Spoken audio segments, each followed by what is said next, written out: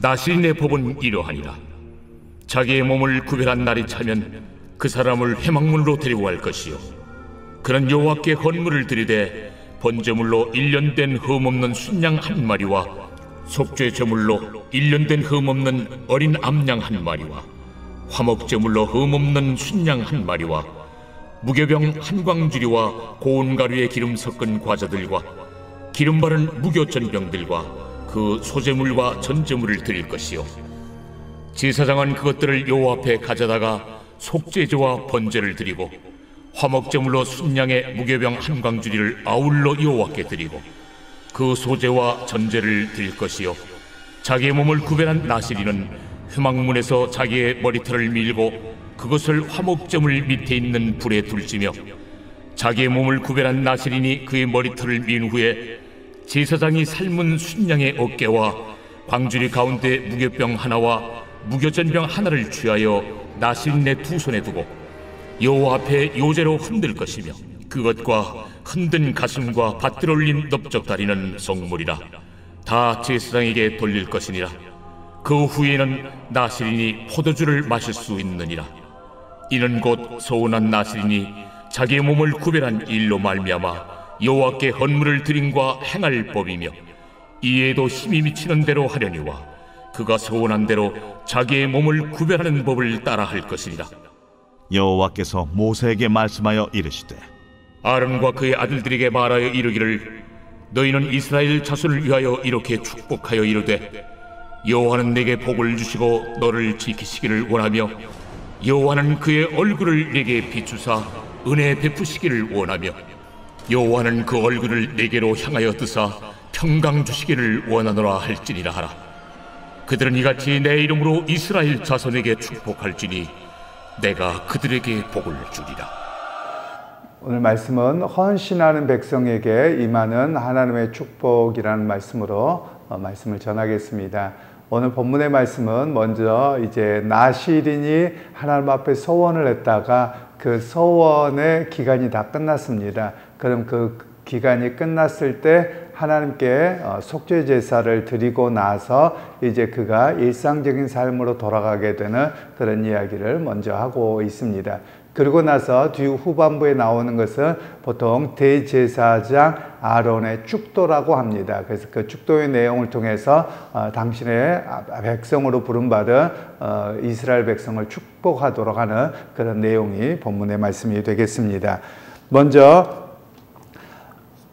나실인이 이제 자신들의 소원을 마쳤을 때 하나님 앞에 속죄제를 지내도록 하셨는데요. 그 의미를 좀 생각해 보면 이런 의미입니다. 이제 다 해방되었다, 끝났다, 뭐 영광 받는다, 이런 의미가 아니라는 겁니다. 이제 하나님 앞에서 사역을 감당하다가 혹시라도 내가 실수한 일이 있거나 부족한 일이 있다면 그것에 대해서 하나님께서 용서를 해주시고 이제 내 일상의 삶으로 돌아가는데, 그 가운데서도 하나님께서 날마다 동행하시길 원하는 그런 제사를 드리게 되어집니다. 그리고 이제 오히려 그의 그 제사는 어떤 것이냐, 보통 우리는 어떤 일들을 끝나면 굉장히 영광스럽고 이렇게 생각하지만 오히려 하나님을 향한 봉사에서는 하나님의 은혜로 감당했습니다 라는 고백이 있는 제사가 바로 이 제사라고 할 수 있겠습니다. 그리고 속죄제를 드린 이유는 앞에 말씀을 드렸지만 죄를 용서받기 위한 제사고요. 그리고 또 하나의 제사를 드리도록 하는데 그것은 화목제사입니다. 이 화목제사라고 하는 것은 교제의 제사입니다. 즉 하나님과 함께 교제했던 것에 대한 감사지요. 즉 하나님께 봉사하는 것이 그들의 교제였고, 또 그것을 통해서 하나님께서 자신의 삶 속에서 또 사역 속에서 함께 하셨던 하나님의 은혜에 대한 감사가 바로 이 제사가 되어지겠습니다. 그런 측면에서 오늘 우리에게 이 본문의 말씀을 보자면 저와 같은 목회자들 또는 성도들도 어떤 직무가 끝나고 난 다음에 대체적으로 감사 예배를 드립니다. 바로 그런 의미로 연결되어진다고 말할 수 있겠습니다. 그리고 이제 24절에서 마지막 절까지는 아론의 축도의 내용이 나오는데요. 이것은 대제사장의 축도로 알려집니다. 그래서 지금도 유대인들은 회당에서 예배를 드리고 나면 그들이 이 축도를 하기도 하고요. 그리고 우리가 교회에서 많이 축도를 하지 않습니다. 저는 종종 하고 있긴 한데요. 이것은 원래 초대교회부터 있었던 축도이기도 하고요. 축도가 크게 세 가지가 있습니다. 그것은 이 고린도후서에서 나와 있는 사도적 축도가 있고, 그리고 히브리서에서 나오는 제사장과 관련되어진 하나님 앞에 성찬과 관련된 축도가 있고요. 그리고 여기에 대제사장의 축도가 있습니다. 그래서 이 대제사장의 축도를 통해서는 강조점이 있습니다. 우리를 복주시고 우리를 지키시고 그리고 우리에게 평강과 은혜를 주시는 분이 누구인가? 바로 여호와 하나님이다라는 것을 강조합니다. 그래서 여호와는 내게 복을 주시고 너를 지키시기를 원하며 이렇게 축도를 합니다. 그래서 여기서 지키신다라는 의미는 하나님께서 마치 그 이스라엘 백성들이 양을 치는데 양의 저녁에 이렇게 울타리 안으로 양들을 데리고 오지요. 그러면 거기에서 양 울타리에 가시덤불을 쳤다, 이런 의미가 원래 지킨다라는 뜻입니다. 그래서 어떤 상황에서든지 대적들로부터 하나님께서 지켜주시기를 원합니다. 이 고백이 담겨져 있는 것이 바로 이 부분에 해당되어질 것입니다. 그리고 나서 여기서 복을 주시고 라고 말씀하는데요. 이 복이라는 말은 히브리어로 베라카라고 하는 단어인데, 이 의미는 우리가 생각하는 단순하게 이 땅에서의 번영과 물질의 복만을 이야기하는 것은 아닙니다. 히브리어에서 복이라고 하는 개념은 하나님의 말씀을 따라 순종하고 살아가는 그 자체가 복이고, 또 그 가운데서 삶이 순탄하게 되어지는 하나님의 계획하신 대로 이루어져가는 모든 삶의 방향과 삶의 내용이 바로 복이라고 이야기를 하고 있는 것이죠. 물론 그 안에는 물질의 번영과 또 행복과 그리고 삶의 많은 것들을 또 장수, 이런 것들이 다 포함되어집니다. 그래서 제가 우리 상황에서는 너무나도 복이라고 하는 것을 눈에 보이는 어떤 현실적인 어떤 이익, 그것 관련돼서만 우리가 보기 때문에 기복주의가 문제라고 하는 것이지요. 그러나 가장 이 복의 기본적인 것은 하나님의 백성으로 말씀을 의지하고 살아감이 복입니다. 그리고 나서 그 다음에 그 하나님의 돌보심 속에서 일들이 섭리 가운데서 진행되어져 가는 과정 가운데 장수와 번영의 복이 따르게 되는 것이죠. 바로 그런 측면에서 하나님께서 당신의 백성들에게 복을 주시겠다라는 약속을 하고 계시는 것입니다.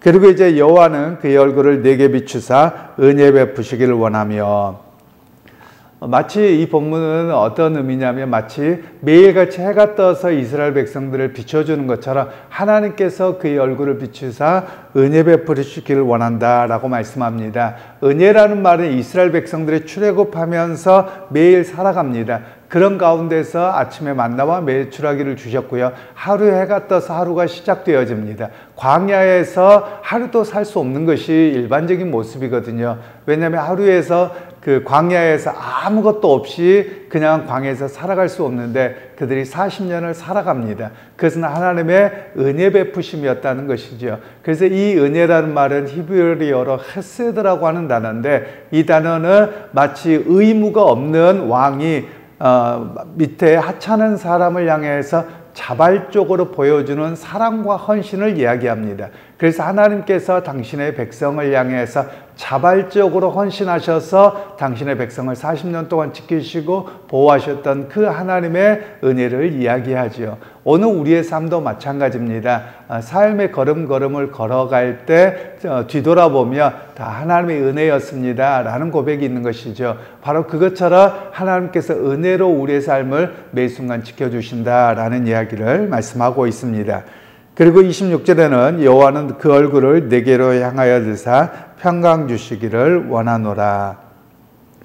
이제 하나님께서는 그냥 마치 이렇게 보시면 되는 것 같습니다. 햇살을 통해서 전체를 비춰주시다가 이제는 그 얼굴을 내게로 향하여 드사라는 말은 이제 초점을 맞추는 것이죠. 그러면서 그 이스라엘 백성들의 구체적인 필요와 또 구체적인 어려움이 무엇이었는지를 살피면서 평강 주시기를 원한다라고 말씀합니다. 우리가 평강이라는 말은 우리가 그냥 평화라는 말도 되는데요. 원래 이 의미의 뜻은 무엇이냐면 너와 나의 다툼이 없는 겁니다. 그러니까 하나님과 백성 사이에 걸림돌이 없는 상태를 평화라고 이야기를 하는 겁니다. 즉, 죄 있는 인간은 하나님 앞에 나아갈 수 없습니다. 죄 있는 인간이 하나님을 보면 하나님이 심판하십니다. 그런데 하나님께서 당신의 백성을 부르셨고 또 언약 백성으로 부르셨습니다. 그리고 그 언약 백성으로 살아감이 하나님을 향한 제사였거든요. 그것을 통해서는 하나님께서 당신의 백성에게 함께 동행하시는 그런 평강으로 함께 하시겠다라고 말씀합니다. 오늘 우리에게 이 평강이라는 말을 내적인 마음의 평화로만 가서 사실 문제가 되어지는 것 같습니다. 물론 마음의 평안도 중요하지만 삶의 자리에서 하나님이 동행하시는 그 역사, 하나님이 심판하시지 않고 나를 예수 그리스도 안에서 구원하신 그 은혜를 누림이 바로 진정한 평강이다라고 말할 수 있는 것입니다. 그러면서 하나님께서는 어떤 하나님이라고 말하냐면 여기서 언약 백성으로 그들을 부르셨는데 하나님과 아브라함과의 맺은 언약 안에서 그들을 지키시고 보호하시고 은혜 베푸시고 평강 주신다라는 이야기를 말씀하고 있습니다. 그러면 그 언약의 기본이 무엇이냐면 하나님께서 아브라함을 부르셨습니다.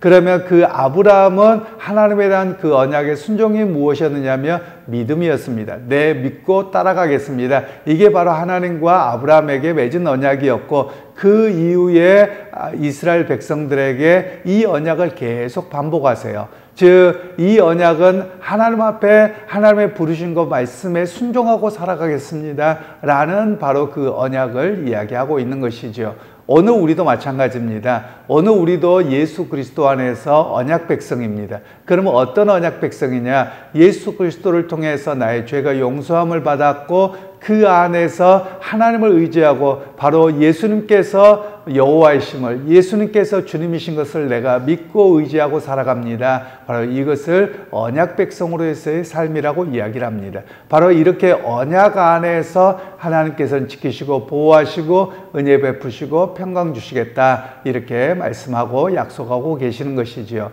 그래서 여러분 오늘 우리도 마찬가지입니다. 우리가 끊임없이 인생의 삶을 살아가면서 바로 주님을 의지해야 됩니다. 주님을 바라보아야 됩니다. 때로는 인생에서 힘들고 어려운 일들이 있을 수가 있습니다. 그리고 여러 가지 질병도 있고 여러 가지 상황이 있는데 그때마다 우리가 바라보는 것은 주님께서 인도하실 것을 믿고 또 주님께서 어떤 삶의 길을 걸어가게 하실지라도 그 상황 속에서 나와 함께 하심을 믿습니다. 이 고백이 바로 우리의 언약 백성으로서의 고백이어야 함을 말씀하고 있는 것이지요.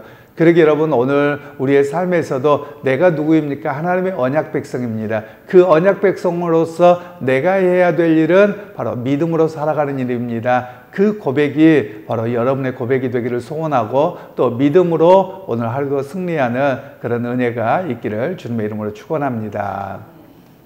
하나님 오늘 또 언약 백성으로 당신의 백성을 부르셔서 은혜 베푸시고 또 지키시고 보호하시며 또한 그 얼굴을 드사 평강 주시는 하나님인 것을 하나님 고백하시고 또 그것으로 하나님께서 축복하도록 하셨습니다.